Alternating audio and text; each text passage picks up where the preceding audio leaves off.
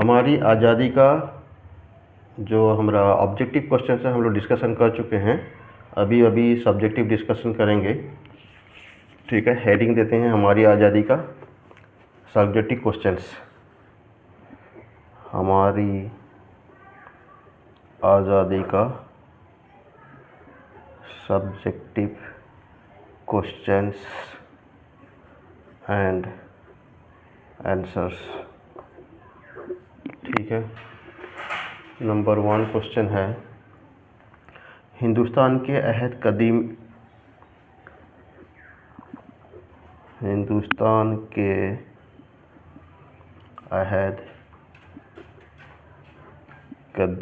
में इंसानी समाज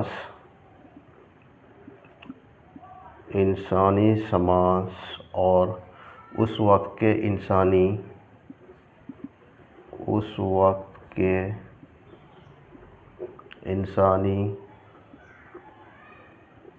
समाज में क्या फ़र्क है। हिंदुस्तान के अहद कदीम में इंसानी समाज और इस वक्त के इंसानी समाज में क्या फ़र्क है। ठीक है, तो ये 5 मार्क का क्वेश्चन है, लॉन्ग क्वेश्चन है। इसका आंसर हुआ अहद कदीम में इंसान समाज, अहद कदीम में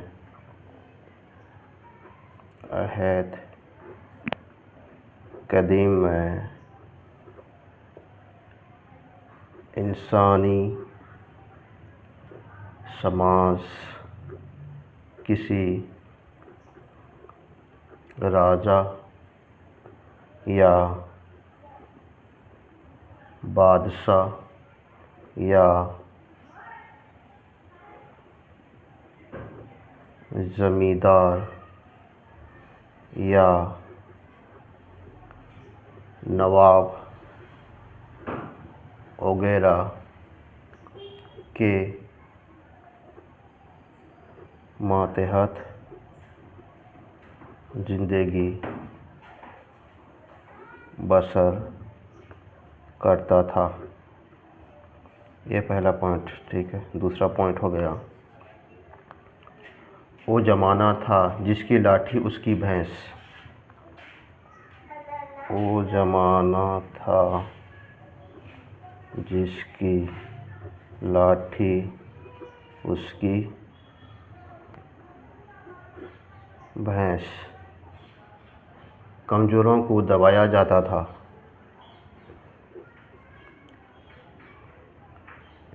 कमज़ोरों को दबाया जाता था। नंबर 3 ये है अहद कदीम वाला। ठीक है, फिर नया कदीम वाला हम लोग इनसे करेंगे। अभी पहले पुराने जो चाल चलन था उसमें क्या क्या हो रहा था उसके बारे में हमें भी लिख रहे हैं। अहद कदीम में कमज़ोरों को दबाया जाता था। उसके बाद में लोगों को सही इंसाफ मिलता नहीं था। लोगों को सही इंसाफ मिलता नहीं था। हुक्मरानों के खिलाफ किसी को कुछ बोलने की ताकत नहीं थी।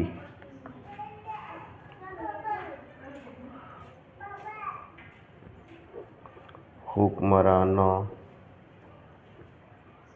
के खिलाफ किसी को कुछ बोलने की ताकत नहीं थी। उनकी हर बात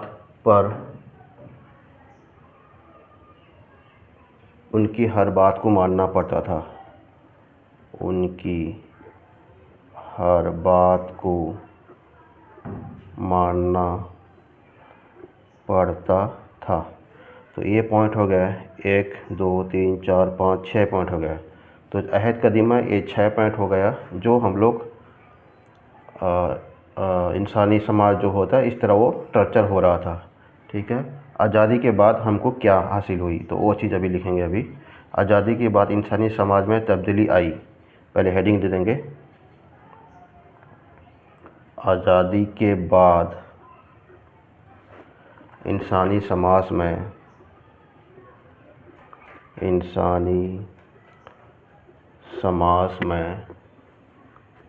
तब्दीली आई।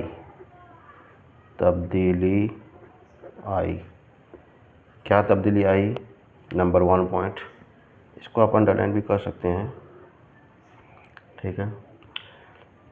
शाही हुकूमत ख़त्म हो गई। सबसे पहला क्या है पॉइंट हो गया, शाही हुकूमत ख़त्म हो गई, सबसे पहला पॉइंट।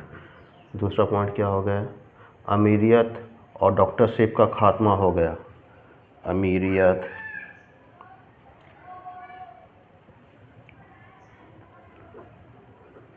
अमीरियत और डॉक्टरशिप बोलते हैं, डॉक्टरशिप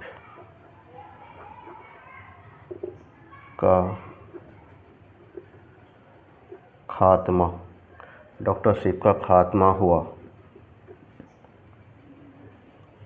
हिंदुस्तान जमहूरी मुल्क बना। हिंदुस्तान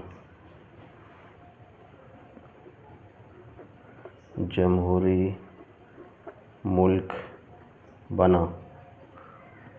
अवाम की हुकूमत, नई अवाम की मर्ज़ी के मुताबिक नया कानून वजूद में आया। अवाम की हुकूमत,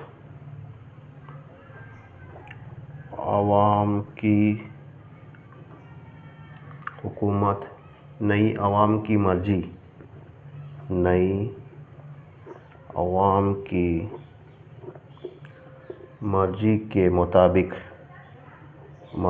के मुताबिक नया कानून वजूद में आया। नया कानून वजूद में आया। उसके बाद वाला क्या पॉइंट है, नेक्स्ट पॉइंट है, हिंदुस्तान में बसने वाले हर शख्स का मुफाद का नज़र में रखते हुए दस्तूर बनाया गया। सेकंड पॉइंट क्या हो गया, हिंदुस्तान में बसने वाले हर शख्स,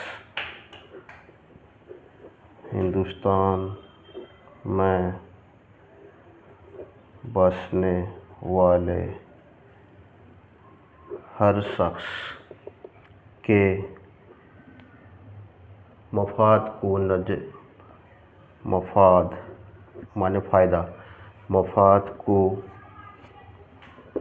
नज़र में रखते हुए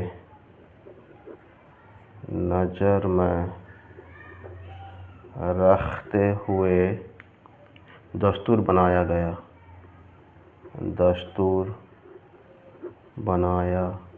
गया। वोट के ज़रिए हुक्मरानों को बदलने की ताकत दी गई। वोट के ज़रिए, हम बोलते हैं ना वोट, वोट के ज़रिए हुक्मरानों को बदलने की ताकत दी गई।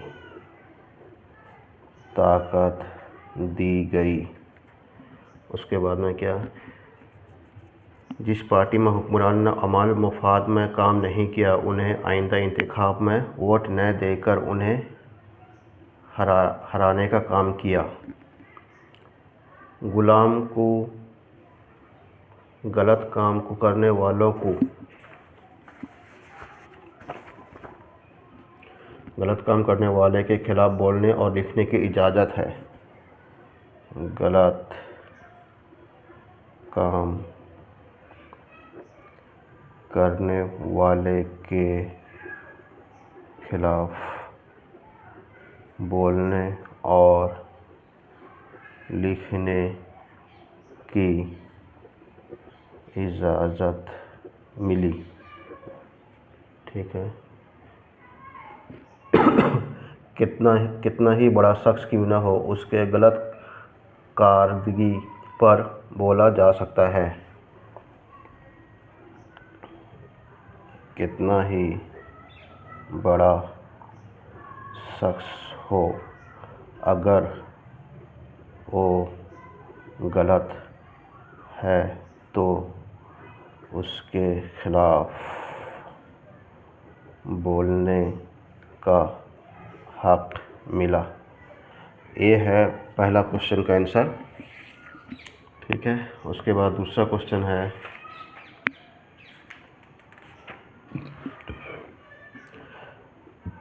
हिंदुस्तानियों ने अपने मुल्क को अंग्रेज़ों के चंगुल से निकालने के लिए क्या कोशिशें की और उन्हें कैसे कामयाबी मिली। ठीक है, ये 2 नंबर क्वेश्चन है। टोटल 3 क्वेश्चन है इसमें और एक लास्ट क्वेश्चन है। ये 2 नंबर क्वेश्चन है, हिंदुस्तानियों ने अपने मुल्क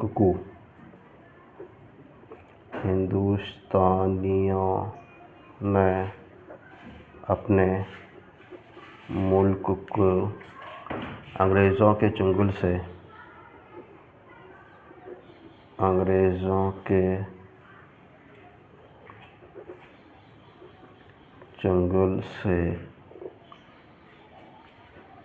निकालने के लिए क्या कोशिशें की। उनके चंगुल से निकालने के लिए क्या कोशिशें की और उन्हें कैसे कामयाबी मिली उन्हें कैसी कामयाबी मिली। ये है दूसरा क्वेश्चन, इसको अंडरलाइन कर देते हैं और इसका आंसर है। ये सब लॉन्ग टाइप क्वेश्चन का आंसर है, तो इसका जो आंसर होगा थोड़ा ज़्यादा होगा ऑब्वियसली, तो इसको थोड़ा देखें। आंसर, अंग्रेज़ की हुकूमत हिंदुस्तान के लिए सरफराज अहमद थी। पहले लिखेंगे, अंग्रेज़ों की हुकूमत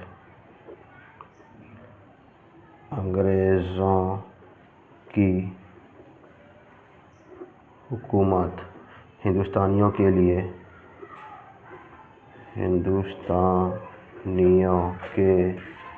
लिए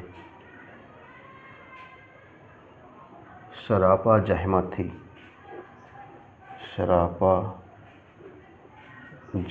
थी, माने बहुत मुश्किल था।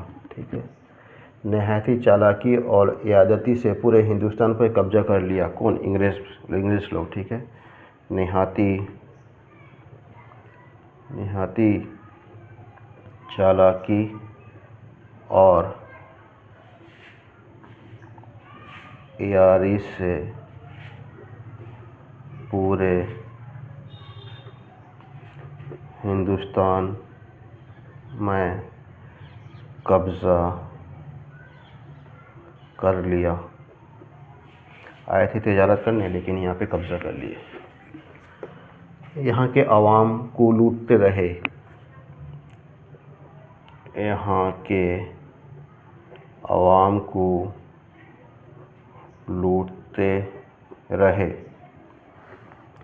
पूरी कौम को गुलाम बना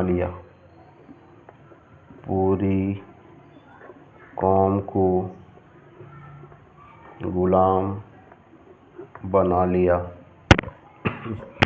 यहाँ की दौलत को इंग्लैंड भेजते रहे। हमारे हिंदुस्तान की दौलत को इंग्लैंड भेजते रहे। यहाँ की दौलत को इंग्लैंड भेजते रहे।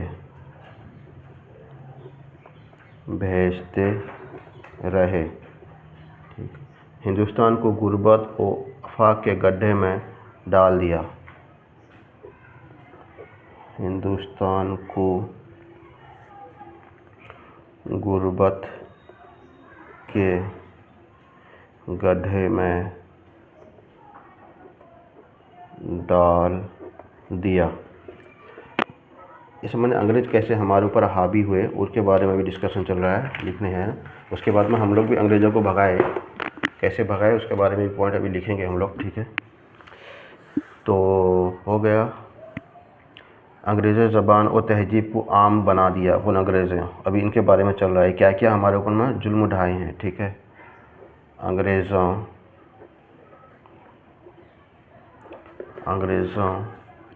ज़बान और तहजीब को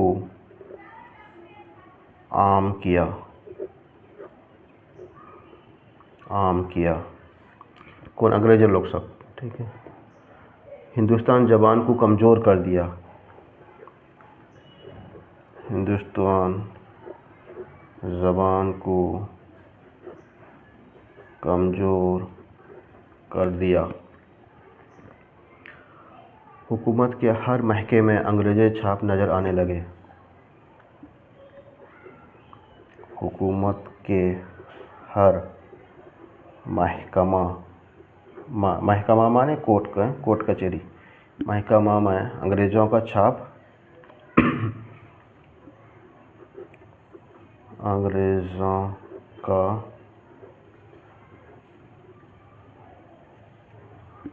छाप नज़र आने लगी।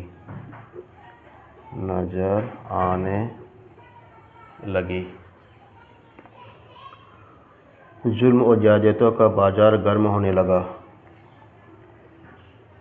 जुल्म और ज़्यादती का बाज़ार गर्म होने लगा।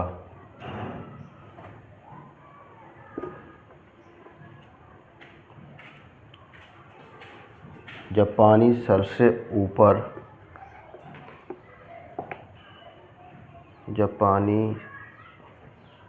से ऊंचा हो गया तो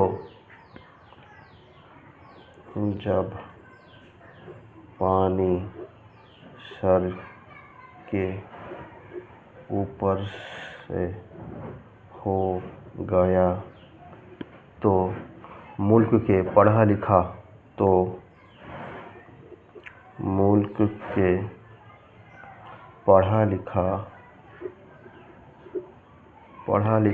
और दानिश्वर तबका, एजुकेटेड पर्सन, दानिश्वर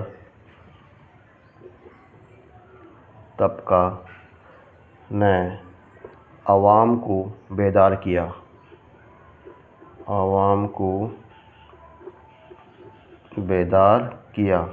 और बताया कि कब तक हम अंग्रेज़ों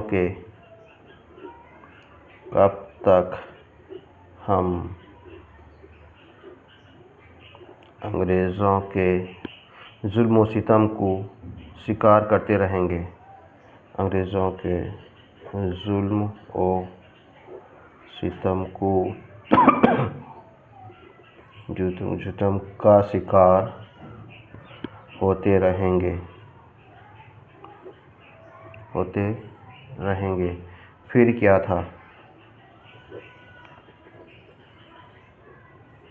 था? सारे मुल्क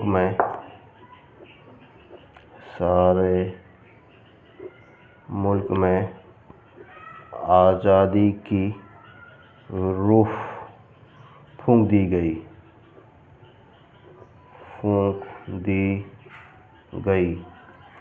जान और माल की कुर्बानी देने के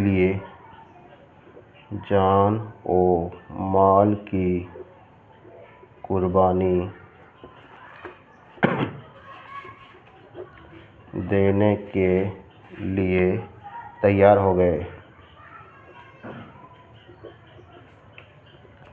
गए। इस आज़ादी की लड़ाई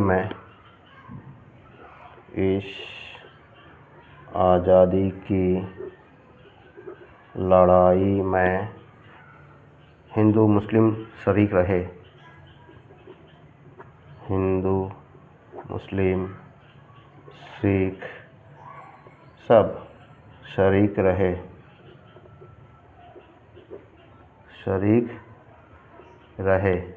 फिर अंग्रेज़ों हुकूमत के खिलाफ तहरीकें चलाई गई। फिर अंग्रेज़ों हुकूमत के खिलाफ तहरीकें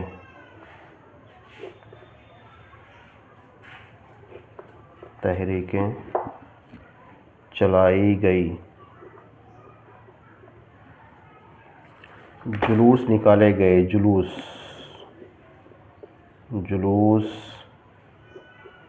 निकाले गए। अंग्रेज़ों सामान का बाइकआउट किया गया। क्या क्या हुआ? अंग्रेज़ों सामान का बाइकआउट किया गया, जिसके नतीजे में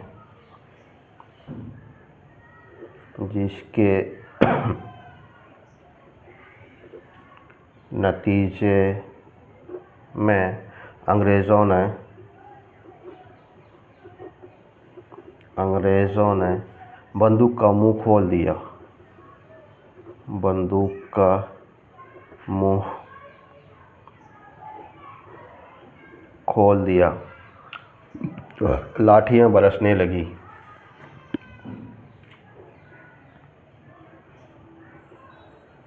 लाठियाँ बरसने लगी। जेल में भरने लगे। हिंदुस्तानियों को जेल में भरने लगे। जेल में भरने लगे। आज़ादी का जोश ठंडा न था, लेकिन हमारे हिंदुस्तानी के अंदर का जज्बा इतना जज्बा था कि आज़ादी का जोश ठंडा न हुआ। लेकिन इतना होने के बावजूद में बंदूक का मुंह खोल दिए गए, लाठी बरसाए गए, जेल में डाले गए। इसके बावजूद भी लेकिन आज़ादी का जोश ठंडा न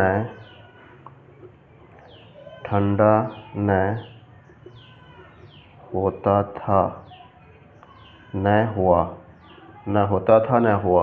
आखिरकार हिंदुस्तान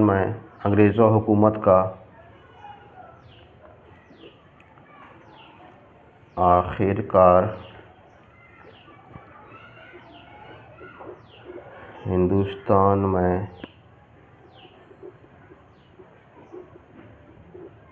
अंग्रेज़ों हुकूमत का सूरज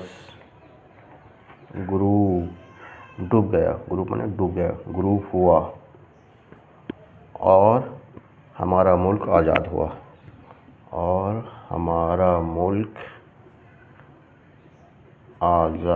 हुआ। ठीक है, ये हो गया दूसरा क्वेश्चन। और लास्ट क्वेश्चन एक है, सब्जेक्टिव का लास्ट क्वेश्चन एक है, इससे भी पढ़ सकता है। ये 3 क्वेश्चन इंशाल्लाह इसी में से मल्टीपल में सब्जेक्टिव क्वेश्चन में 3 क्वेश्चन से 1 क्वेश्चन इंशाल्लाह इसी में आएगा। और लास्ट क्वेश्चन है,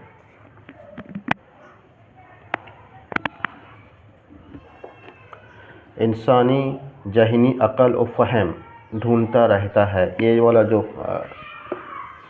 ये है ना, इसका मतलब क्या है और इसको क्या कहते हैं, इसका जो मफ़हूम क्या है उसका लिखना है। ठीक है, क्वेश्चन है, इंसानी ज़हन अक़ल और फ़हम ... ढूंढता रहता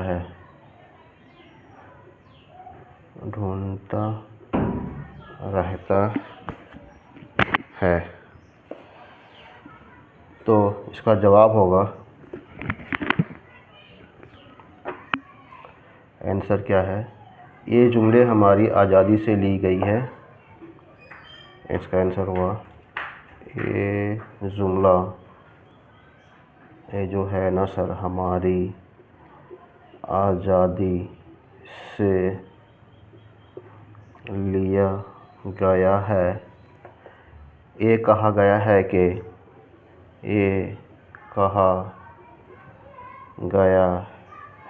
कि अल्लाह ताला ने इंसान को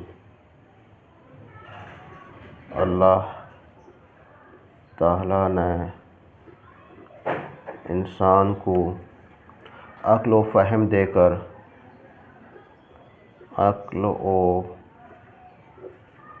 फ़हम देकर सारे हैवानात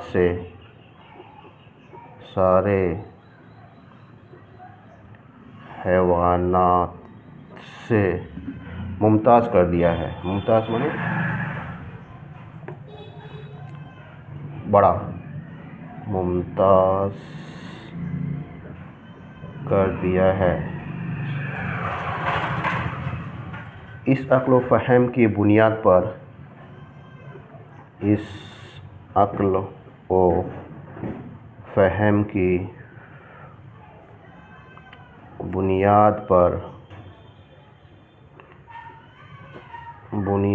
पर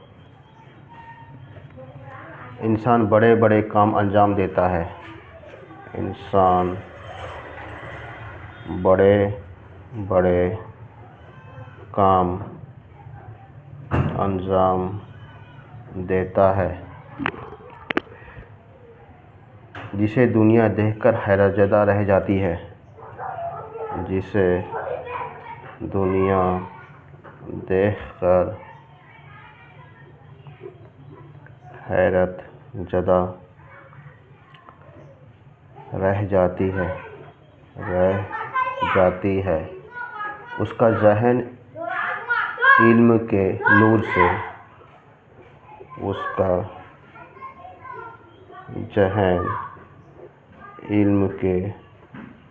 नूर से मनव्वर रहता है। मनव्वर माने उजाला है, मनव्वर रहता है। उसी इल्म के नूर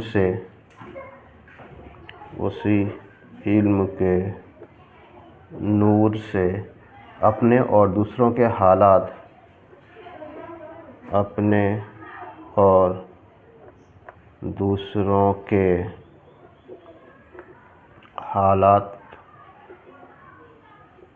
खूब अच्छी तरह समझता है।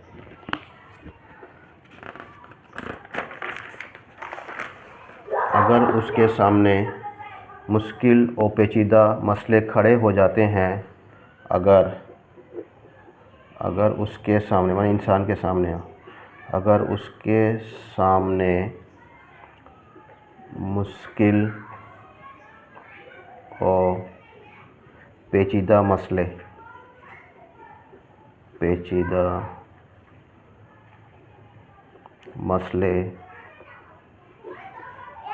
खड़े हो जाते हैं, तो उन मसलों से कैसे निपटा जाए और उसका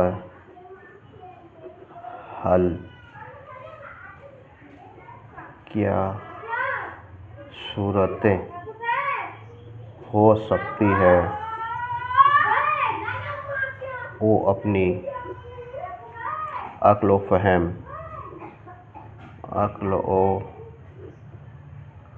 फ़हम की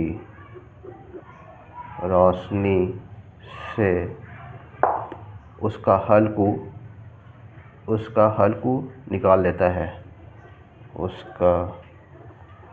को निकाल लेता है।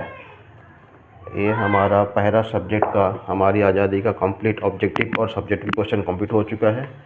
पहला चैप्टर कंप्लीट हो चुका है। ठीक है, अगर आप हमारा ऑब्जेक्टिव वीडियो नहीं देखें, उसका लिंक मैं डिस्क्रिप्शन में दे दूँगा, उसका देख लीजिए। और ये हमारा आज़ादी का पूरा कंप्लीट क्वेश्चन आंसर इंशाल्लाह इसी से क्वेश्चन पड़ेगा। ये हमारा कंप्लीट हो गया। ठीक है, ओके, अल्लाह हाफिज़।